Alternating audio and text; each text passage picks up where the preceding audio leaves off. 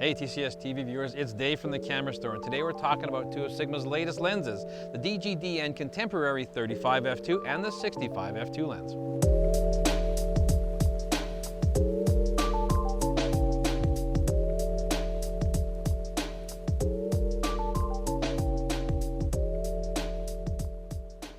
Back in December 2020, Sigma made the announcement for these two lenses. Now there wasn't a huge amount of fanfare for it, and I think with the 35mm there wasn't, just because there's so many 35mm on the market. Now I happen to love a 35mm lens. It's my favorite focal length if I was given the choice. However, they also surprised me with a 65mm, which is a bit of a unique focal length.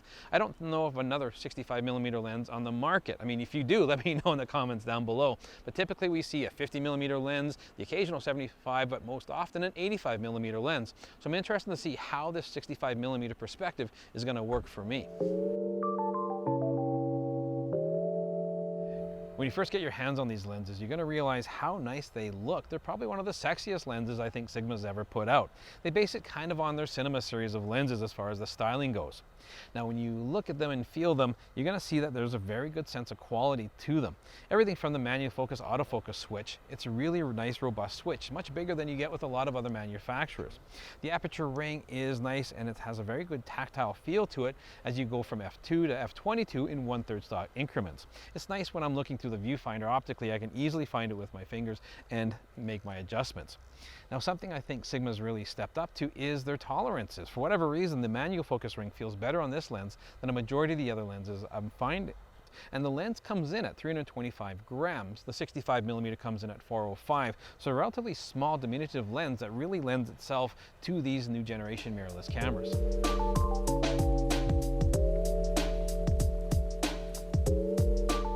Both these lenses share a lot of similarities on the outside of the lens, but they also share that on the inside. They have 12 elements in 9 different groups. They both have 2 spherical elements and 1 low dispersion element. All this helps out with our image quality. Now when it comes to sharpness, I'm finding both of these lenses are very sharp. Most lenses are weakest when they're wide open, so these lenses at f2 are still delivering me some very good results. Now you do notice a little bit of fall off of image quality on the extreme corners, and you find that also with vignetting.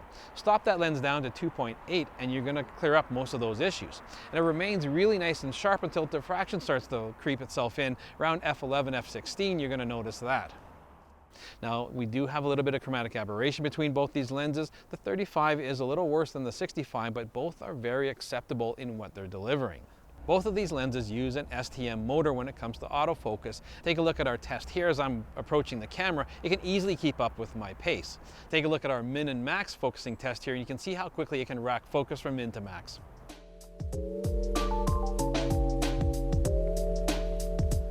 We worked our way over to Calgary's Peace Bridge, and this is probably one of the #1 Instagram places in Calgary.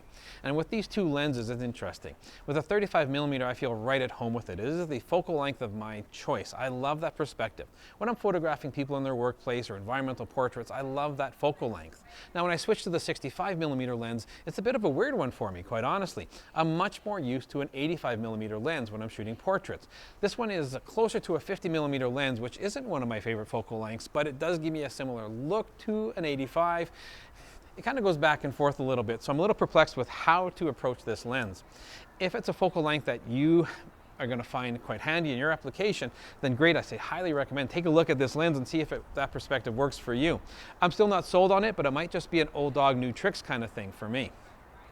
When it comes to walking around with these lenses, something I find that's really practical is their minimum focusing distance. The 35mm has a minimum focusing distance of 27 centimeters, where the 65, it's 55mm. That allows me to get nice up and close with a lot of subjects, and I do appreciate that.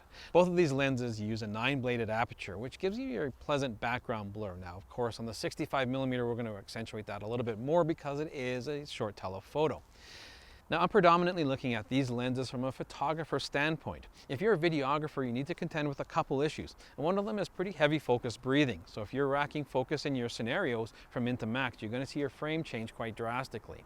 The other thing that's less of an issue, but certainly a nuisance, is the aperture has no ability to declick, so you're forced to use it as a stepped kind of aperture. Overall, I'm really impressed with what these lenses have to offer, both in terms of build quality and the images I'm able to produce from them. Now, I of course want to know what you guys think of these two lenses. Does this 35mm have any place in a market already filled with some quality 35mm lenses?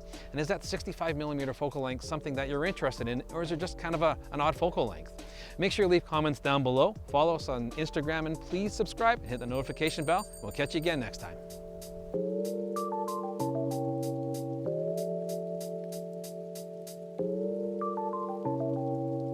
As far as their build quality goes.